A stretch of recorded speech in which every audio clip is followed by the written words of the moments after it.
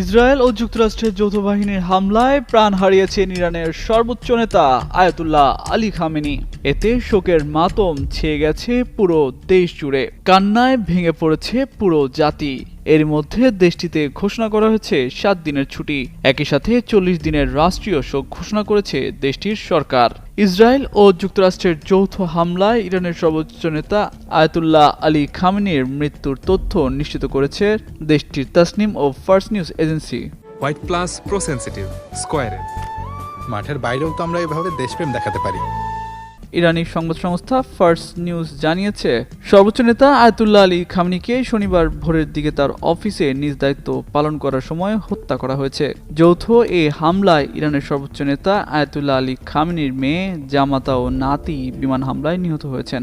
রোববার ইরানি সংবাদ মাধ্যম ফার্স্ট সংবাদ সংস্থার বরাতে আল জাজিরা এ তথ্য জানায়।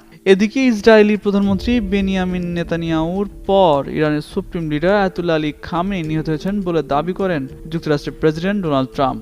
বাংলাদেশ সময় রোববার মধ্যরাতে সামাজিক যোগাযোগ মাধ্যম ট্রুথ সোশ্যালে একটি পোস্ট করেছেন মার্কিন প্রেসিডেন্ট। এর আগে শনিবার খামেনির প্রাসাদ লক্ষ্য করে হামলা চালায় যুক্তরাষ্ট্র ও ইসরায়েল। এতে তার প্রাসাদ পুরোপুরি ধ্বংস হয়ে যায়।